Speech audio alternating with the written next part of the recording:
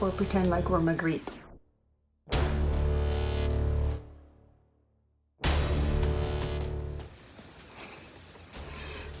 Today I'm making sauerkraut, but before I get into it, I wanted to really put a shout out to Art from Art and Brie, who made a really good video on sauerkraut making and how it's not that big scary thing. I had been scared of it. I had done lactofermentation before. I had made lacto-fermented carrots and cucumber. The cucumber did not turn out so well, but the carrots were really fantastic. But because of the cucumber, I was a bit wary about doing anything further. So his video really helped me, and I've made a bunch of sauerkraut since and really enjoyed it. So thank you, Art. Other good things about making sauerkraut from scratch are that it's super easy to do.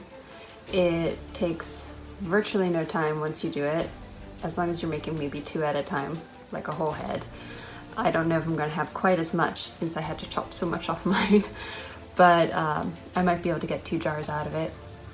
And it saves so much money. I mean, it's expensive to buy sauerkraut at the grocery store, especially like the fancy schmancy sauerkrauts that I like the crisp ones, the raw sauerkrauts. The crispness, it really helps liven up the food, but it's a lot of money. So cabbage.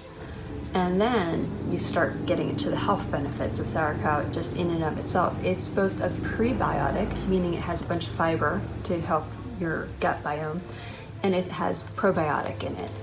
So it's all around a good thing, and we're not even talking about the flavor yet. And so then you get that nice crunch on top of salads or eggs, and it's just a wonderful addition to meals. I use it as a condiment all the time. I don't really use it too heavily as a side dish, but it's a fantastic condiment. I tend to weigh my cabbage. I don't necessarily have to, and if I were following Art's video entirely, I wouldn't, but I have done that.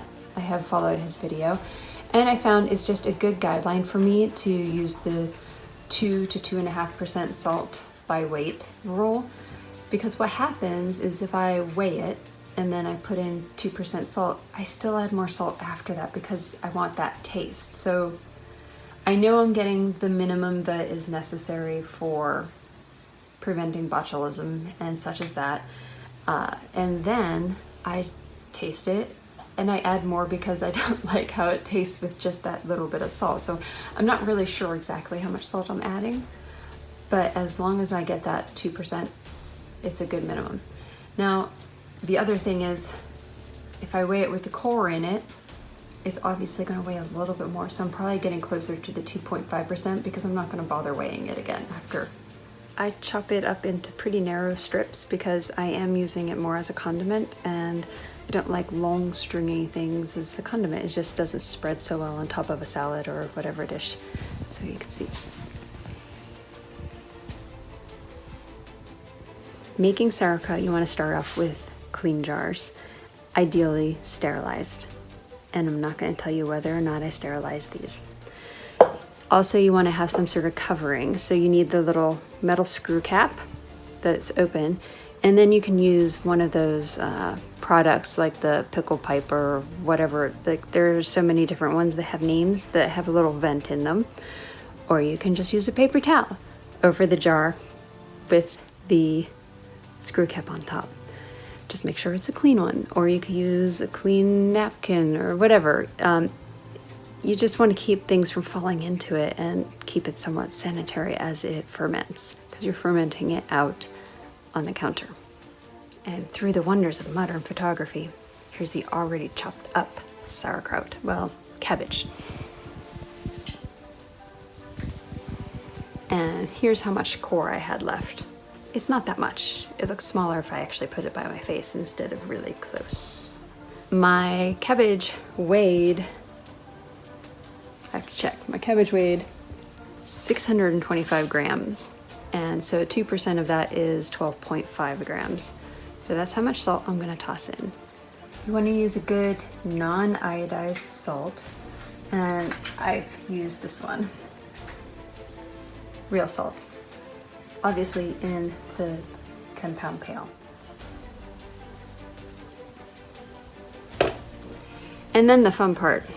This is the part that takes time and effort. So I use one of these things because I happen to have one. And yes, I'll use my hands too because, well, it's kind of fun. And no, they don't get red. I mean, they do, but you just rinse them off. Basically, as you mix it with this, cat throw up. Yum.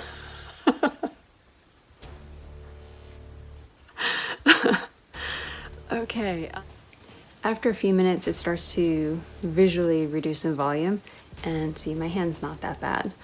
And you do really have to use your hands to a large extent because using the pounder, while fun, it's not very effective, and so you have to really get in and knead at it.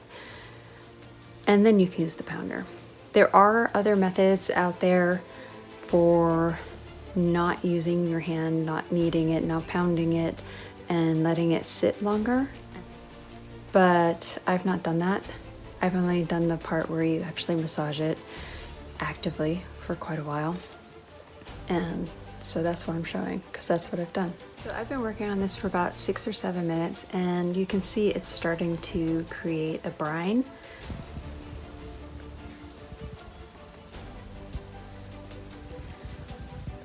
And so now I think it's probably a good time to try it to see if it's salty enough for me.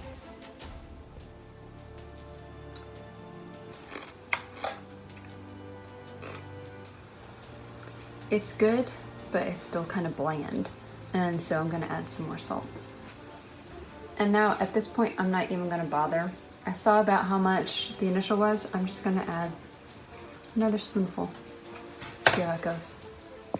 It is my completely unscientific opinion that one does this for about 15 minutes because you massage it with your hands, and then you pound it some, and you massage it, and your hands get really tired and you want to rest. And as they rest, the salt is doing its job and it's pulling the liquid out of the cabbage so that you don't have to massage it continually. So when you're done, it's an art. I don't know if I'm done exactly. I mean, I have brine.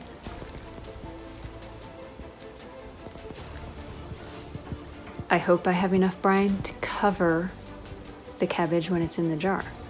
That's the whole thing. It's a guessing game. Do I? I'm not sure. I hope. Do I want to massage it some more? Not really. So I'm gonna say I'm done. Normally, if I do a small to medium-sized head of cabbage, I have no problem filling up 2-pint jars with cabbage. This is just loosely packed right now, and what I will do is I will then use the smaller end of this to tap it down to compress it, so getting some of the air out of that and encouraging more of the brine.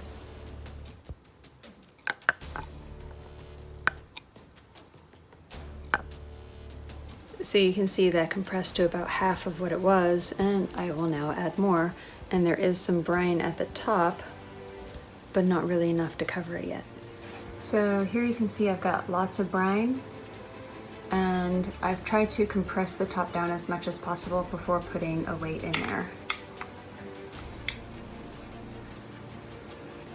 So it covers it all, and then I'll just put the lid on. And for the other jar, I don't have enough to do a whole pint, so I'm gonna go find a 1/2 pint jar. See, even not packed, I know it's gonna go down to probably there with the 1/2 pint jar. So, word to the wise, don't wait too long with your cabbage. Make your sauerkraut. Stop procrastinating. And in case you were wondering, this is the reason why I'm using the smaller end of this thing, because this is for wide mouth jars. That's for narrow mouth jars.